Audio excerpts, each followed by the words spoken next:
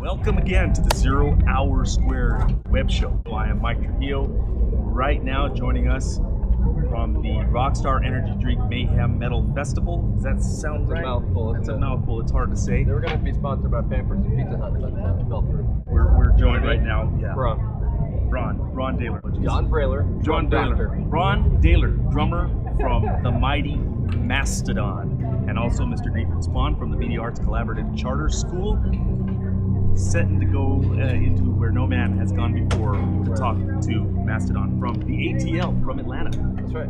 How you guys doing, man? I'm doing good. How's the tour going so far for you guys? Great, man. It's like day number 6, so we're just starting. I mean, you guys are now on the main stage, or have you? I've seen you on this stage previously before. The opener on the main stage. Now, since 2008, was that 5 years ago? Yeah. We have climbed one rung on the main stage ladder. Slow and steady wins the race, my friend.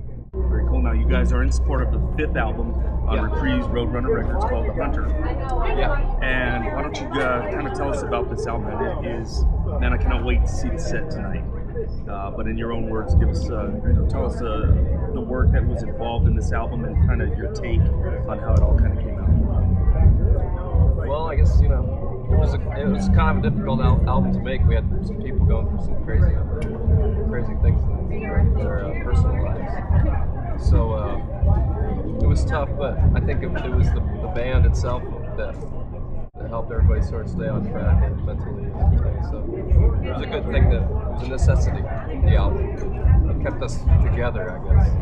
I don't know, It's one of those records that we had to make in order to stay together as a band, otherwise everyone would be scattered. I'm not going to say necessarily that we would have broken up or anything like that, because I just don't feel like we have it in us to break up. Not now, at least. We're good friends and we live really close to each other, so that'd be super awkward to break up and see the guys at the coffee shop.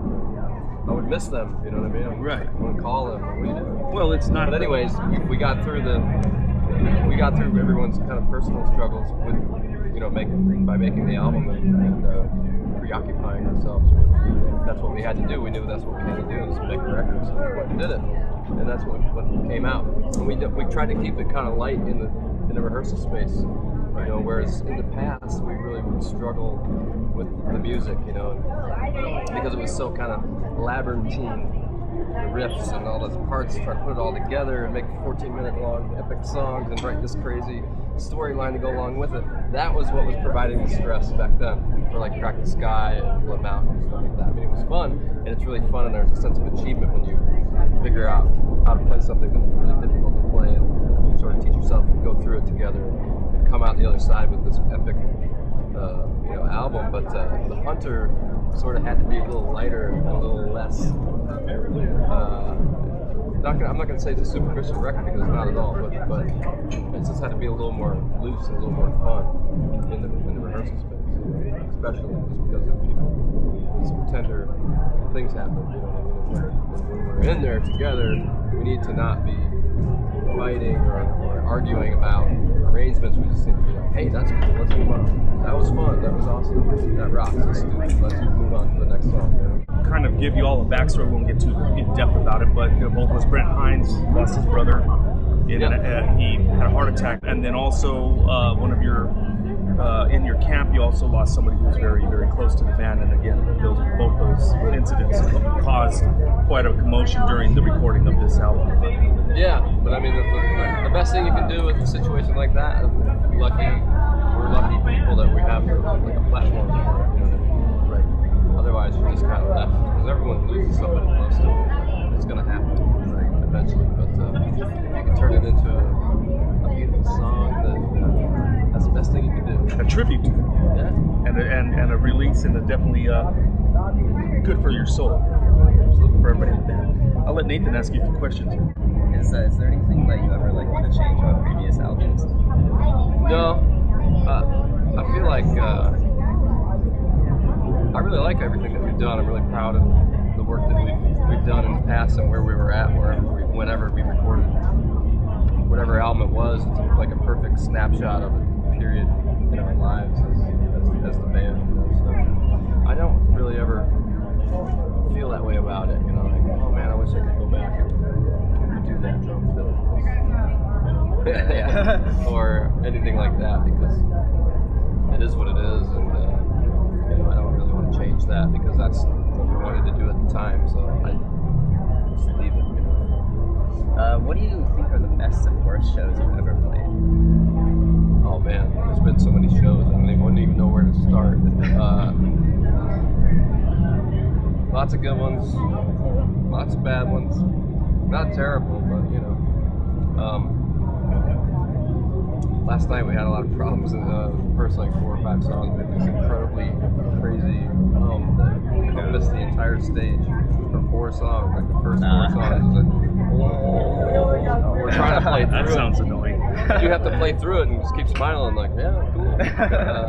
Ignore it. It only Stuff hurts like for a that while. happens. It's really embarrassing and just kind of bum out. And but you really have to kind of get past it, and you work past it, and you just hope it doesn't happen again, and you hope to try to sink yourself back into the set. When things start going wrong, it throws your vibe off a little bit, and because you just want it to sound awesome, and you just want it to go really well, so you can kind of sit in the moment and be there, kill it. But every once in a while, we call it Peter. Peter's getting in there. Peter's getting in there in the equipment. And we just say, hey, you'll hear one of the dudes on stage telling the sound guy, hey, Peter's up here. Do something. Somebody do something. We got Peter. He's in the machine. Yeah, Peter kicked Peter's ass pretty much. It's Peter now. What other band or musician would you most want to listen to your music? Well, listen to it and like it. Yeah, those are 2 different things. Listen to it, yeah, I don't like this. I don't know, I guess David Bowie or Peter Gabriel, maybe Phil Collins or Stevie Wonder. Some of those folks, I wouldn't mind it. Found out through the grapevine that they were a fan or something, I'd be pretty thrilled. Those are probably the 4 guys I look up to the most, as far as their artistry and musicianship and just their whole career, and being something to sort of keep an eye on, or have that at least in your rearview mirror, something to bottle yourself after. You did have an artist from your part of the woods, from Atlanta, CeeLo Green, who had commented, made some very high praise about Mastodon. What did you think of that? I thought that was cool. It was so cool because I'm a huge fan, and it's always cool when another musician kind of comes out and says, hey, I recognize what you're doing, I like it, Especially from another genre. But it makes sense. I mean, I'm rolling around in my truck like blasting Lady Killer, you know what I mean? Yeah. Or that whole album. So it makes sense to me because musicians are musicians, and they just like all sorts of kinds of music. Music evokes a feeling, you know what I mean? So I feel like you get the same feeling from Beethoven that you get from CeeLo Green or from Mastodon maybe, or from Slayer. There's something that gets evoked there, and that's not genre specific, you know what I mean? Right. And that's why you like what you like, is because it does something for you, whether or not it helps you to have a good time, shake that ass, There you go. or it helps you to take some maybe misplaced anger or emotions and channel it through this song. You sing at the top of your lungs and get some frustrations out. But it's all there. It's all in every genre that you can find it. Maybe that they can supply that for you. I think that's one of the greatest appeals about Mastodon. Above and beyond that, I think you guys are one of the great thinking metal bands. Thinking hardcore bands. We love that stuff. Hate thinking. I don't know if I'm gonna think and America. think. Yeah, I'm gonna listen to Mastodon to do that because there's some fun stuff that you guys do. You also think outside of the box. You went with a producer who was completely, not your Terry Dates, not your guys that's gonna do all metal all the time. But you went with Mike Elizondo, who's worked with hip hop artists, Eminem, 50 Cent, Fiona Apple, Maroon 5. What was that experience like? Somebody who's garnered all those genres and worked with a heavy act this It's year. incredible. I love working with him. Great guy. His engineer, Adam, gets some great tones. probably one of the best drum sounds I've ever had. Worked really hard on it to make sure that the drums had their own personality and character that came through and didn't sound replace anything. Try to keep it real. I'm not a big fan of the clickety clackety heavy metal. That sound, it's just not really my cup of tea. I'm more au natural kind of a music enjoyer, listener, right? That's what I like. So it doesn't matter to me. I mean, I think that as Mastodon, we like to keep it kind of in the rock sound, natural sounding drums, and concentrate on 70s, 80s, early 80s, late 70s guitar tones and stuff. And those guys, the guitar players in our band, they definitely are. They just love all that tone, all that 70s tone, all that dirty. Sweet. And I just like to mess around with it and play with it and experiment a lot. So we need to be with someone that's willing to go down all those roads and doesn't have like if the producer themselves doesn't have a sound, then they aren't going to color your band. That your band's going to sound the way your band sounds. And I think that a lot of the metal producers these days seem like you should be able to tell it's the band, not the producer. Right.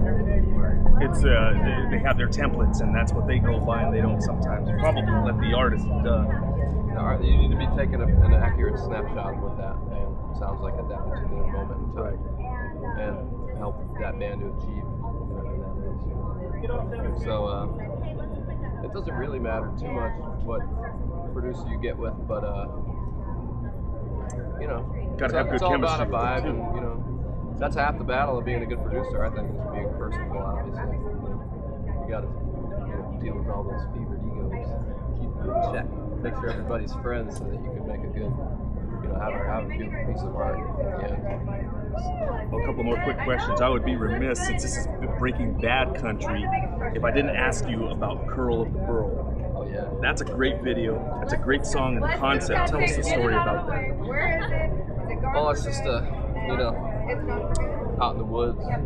It's like copper for crackheads. You got these loggers running around with chainsaws all high on meth, like chopping out burls and bringing them to furniture makers and getting a pretty penny for your veneers on your Cadillac or whatever. It's got the burls always have interesting design work in there. It's when a tree goes through almost like a cancer for a tree. You know what I mean? They go through a stressful period, or the tree is sick. It creates this Kind of like a twist, right? Yeah. When we decided to not go with the concept, which I was relieved, we didn't to not go with the concept for the Hunter. We were excited to sort of introduce some things that have been brewing for a long time, but didn't really fit into the vernacular of the concept, whatever that was. So we got to do a bunch of weird, loose leaf ideas and just go whack. Just real quick, you have some super badass tattoos, and I'm just wondering if there's any favorites or stories behind any of them. You ought to be glad. My great grandfather used to say that all the time, and he had a little gold plaque at his grocery getter that said, "You ought to be glad." And whenever I'm feeling extra complaining, I look down and I go, "Oh yeah, I'm still here. I'm still breathing air, and life's beautiful." Right, Ron. Nice, Thank you very much. Much continued success to Mastodon. Love you guys. Thank you so much. Awesome. This has been the 0 Hour Squared web show. We're going to wrap it up. Thank you, Nathan. We are Thanks, out. Nathan.